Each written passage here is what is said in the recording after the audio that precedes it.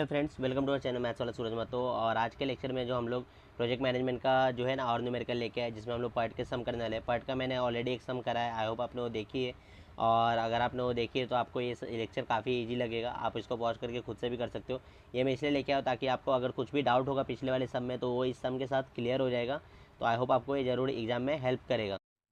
तो यहाँ पे फ्रेंड्स हम लोग को ये सम दिया है पार्ट के ऊपर, जिसमें हम लोग को क्या दिया, नंबर ऑफ डेज दिया है और ये टाइम दिया हम लोग को। और कैसे पता करना है पार्ट का समय, यहाँ पे आपको 3 टाइम दी हुई रहेगी।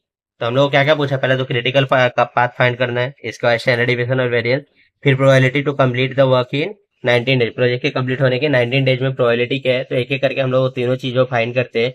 तो सबसे पहले तो हम लोग एक्सपेक्टेड टाइम टी कैलकुलेट करना पड़ेगा। तो टी का जो फॉर्मूला होता है ना, वो होता है, मैंने ऑलरेडी लास्ट लेक्चर में बताया था, वो होता है T0 plus 4 times of TM plus TP upon 6। तो इसी तरीके से हम लोग को सारे के लिए कैलकुलेट करना पड़ेगा। तो टी अगर हम लोग 1 से 2 के लिए कैलकुलेट करेंगे तो यहाँ पे T0 की वैल्यू कितनी है, 1 है, प्लस 4 इंटू 2 हो जाएगा, प्लस 3 अपॉन 6। तो क्या हो जाएगा, 1 प्लस 4 टू जा कितना होगा 8, प्लस 3 अपॉन 6 तो कितना होगा 8193, 12 अपॉन 6 कितना हो जाएगा 2।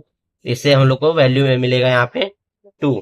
इसी तरीके से अगर हम लोग यहाँ पे T1 से 3 कैलकुलेट करेंगे ना, तो ये होगा 5 प्लस 6 इंटू 4 प्लस 7 अपॉन 6। तो ये होगा 5 प्लस 6 4 जा कितना होगा 24 प्लस 7 अपॉन 6। तो जब हम लोग इनको सॉल्व करेंगे तो 7 5 12 और 24 कितना 36 होगा, 36/6 कितना हो जाएगा 6 हो जाएगा। तो इसकी वैल्यू हम लोग को मिलेगी 6। तो इसी तरीके से अगर आप लोग सारे वैल्यूज कैलकुलेट करोगे ना, तो आपको आंसर मिलेगा यहाँ पे 5 7 4 5 6 और 3। तो ये सारे एक्सपेक्टेड टाइम हम लोग को यहाँ पे मिलेगा।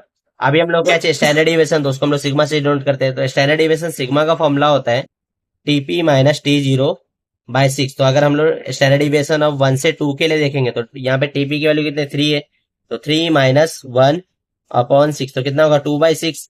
इसको हम लोग सॉल्व करेंगे तो आंसर आएगा 0.33। तो ये हमारा हो जाएगा 0.33। सेम इसके लिए क्या हो जाएगा, 7 माइनस 5 2 होगा तो 2/6, तो ये भी कितना हो जाएगा 0.33। ये क्या होगा 7 माइनस 3 4 होगा। तो अगर सिग्मा ऑफ 1 से 4 के लिए हम लोग देखेंगे तो हो जाएगा 7 माइनस 3/6 तो कितना हो जाएगा 4/6। अगर इसको हम लोग सॉल्व करते तो आंसर आएगा 0.66। तो ये होगा 0.66। इसी तरीके से 9 में से 5 गया तो 4 होगा, तो ये भी होगा 0.66।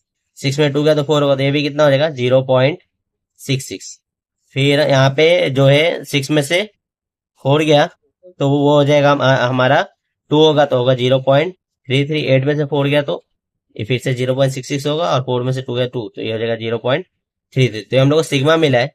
वेरिएंस के लिए क्या करना पड़ेगा ना, वेरिएंस के लिए हम लोग क्या करते हैं, सिग्मा का स्क्वायर कर देते हैं। तो हम लोग को जो भी वैल्यू यहाँ पे मिली है ना, उसकी हम लोग स्क्वायर कर देंगे। तो हम लोग को जो आंसर मिलेगा ना 33 का, अगर आप लोग स्क्वायर 0.33 का स्क्वायर करोगे ना, तो आपको आंसर आएगा 0.189। तो इसका हो जाएगा, सॉरी 1089। तो इसका होगा 0.1089, इसका भी क्या होगा 0.1089। और 0.66 का स्क्वायर करोगे तो आपको आंसर मिलेगा 0.4356। ये क्या हो जाएगा 0.1089, ये भी हो जाएगा 0.1089। और यहाँ पे इसका जो है हम लोग को, सॉरी ये तीनों का जो वैल्यू होगा ना, वो होगा 0.4356, क्योंकि 66 का है। ये भी होगा 0.4356, ये हो जाएगा 0.1089, ये 0.4356, ये 0.1089। तो इस तरीके से हम लोग ने वेरिएंस को भी कैलकुलेट कर लिया। अभी हम लोग क्या करेंगे, क्रिटिकल पाथ फाइंड करना है, तो उसके लिए हम लोग पहले क्या करेंगे, नेटवर्क डायग्राम बनाएंगे। अभी नेटवर्क डायग्राम कैसे बनाएंगे, तो सबसे पहले तो 1 से स्टार्ट हो रहा है, ये 1 से स्टार्ट हो रहा है। तो 1 के जैसे ही 1 खत्म होगा तो 2 मतलब 2 स्टार्ट हो जाएगा। फिर 3 भी 1 पे ही डिपेंड हो रहा है, और हमारा 4 भी जो है वो भी 1 पे ही डिपेंड हो रहा है। फिर क्या है 5 जो है 2 पे डिपेंड हो रहा है, तो यहाँ पे हम लोग 5 बनाएंगे जो कि 2 पे डिपेंड हो रहा है। 5 जो है 3 पे भी डिपेंड हो रहा है, तो 5 क्या है यहाँ पे 3 पे भी डिपेंड हो रहा है। फिर क्या है 5 मतलब 6 जो है वो 5 पे, तो 6 जो है 5 पे डिपेंड हो रहा है। फिर उसके बाद 7 जो है ना वो 4 पे डिपेंड कर रहा है, और 7 6 पे भी डिपेंड कर रहा है। तो यहाँ पे हम लोग 7 बनाते हैं जो कि 6 पे भी डिपेंड करता है और 4 पे भी डिपेंड करता है। और हम सबका एक्सपेक्टेड टाइम लिख देते हैं। तो 1 से 2 का जो एक्सपेक्टेड टाइम है वो 2 है, 1 से 3 का जो है वो 6 है, 1 से 4 का जो है तो वो 5 है, और 2 से 5 का है ये 7 है। ये हम लोग इसलिए लिख रहे हैं ताकि हम लोग को ये क्रिटिकल पाथ फाइंड करने में हेल्प करेगा। 3 से 5 का जो है वो 4 है, 5 से 6 का जो है यहाँ पे 5 है, 4 से 7 का जो है वो यहाँ पे 6 है, और 6 से 7 का जो है ना वो यहाँ पे 3 है। तो ये हम लोग को यहाँ पे नेटवर्क डायग्राम मिल गया। अभी हम लोग को क्रिटिकल पाथ फाइंड करना है। तो क्रिटिकल पाथ फाइंड करने के लिए पहले हम लोग को सारे पाथ कंसीडर करने पड़ेंगे, हमारे पास कौन कौन से पाथ पॉसिबल है। तो सबसे पहले कौन कौन से पाथ पॉसिबल है, 1 से हम लोग 2 जा सकते हैं, 2 से 5, 5 से 6 और 6 से 7। एक तो ये पाथ पॉसिबल है।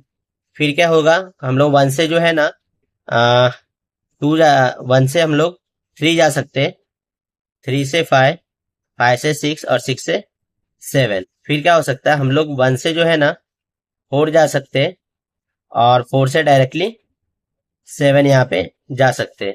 तो ये सारे पॉसिबिलिटीज हमारे पास है ये 3 पाथ की। अब इसमें से क्रिटिकल पाथ कौन सा होगा तो वो हम लोग को कैलकुलेट करना पड़ेगा। तो वो कैसे कैलकुलेट करेंगे, तो वो हम लोग जो भी हम लोग एक्सपेक्टेड टाइम मिला है वो ऐड करके कैलकुलेट करेंगे।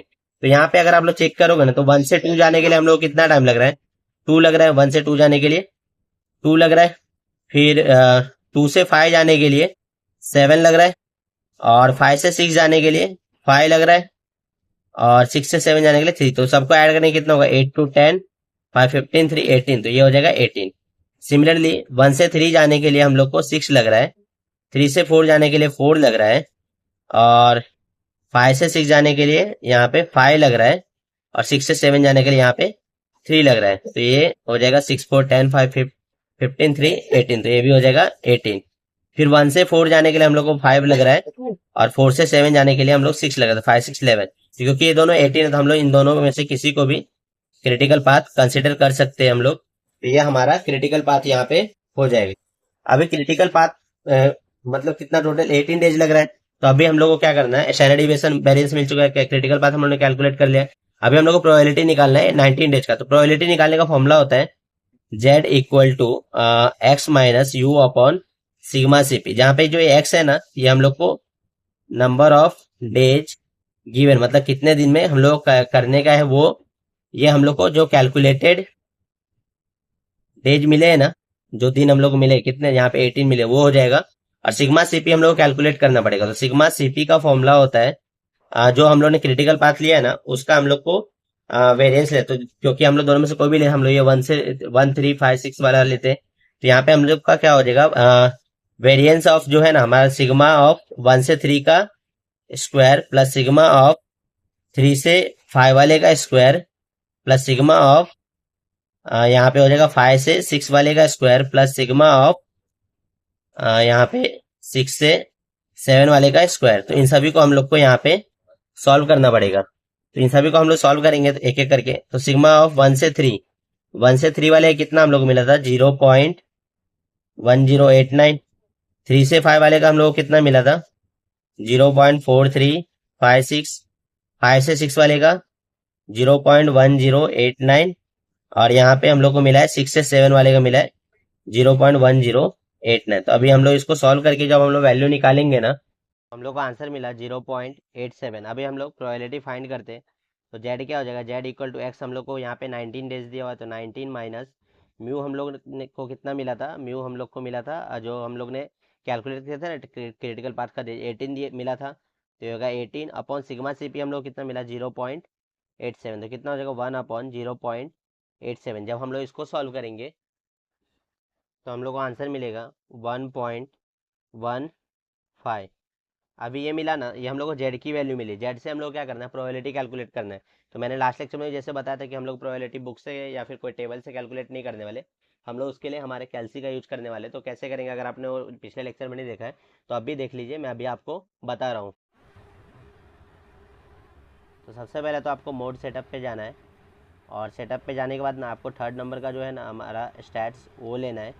स्टैट्स के बाद जो है ना हम लोग को यहाँ पे जो है ना इसमें से कुछ भी नहीं चाहिए तो हम लोग AC दबा देंगे।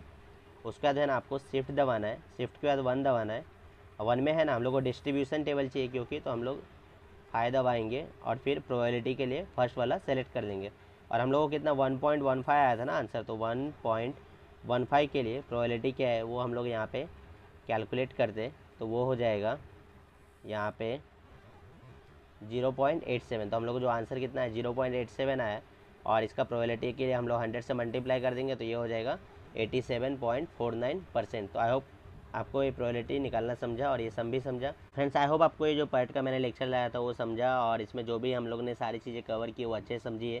और नेक्स्ट लेक्चर में जो हम लोग ट्राई करेंगे कि टॉपिक जो है ना एनपीवी का जो सम है ना हमारा नेट प्रेजेंट वैल्यू वो हम लोग लेके आएंगे।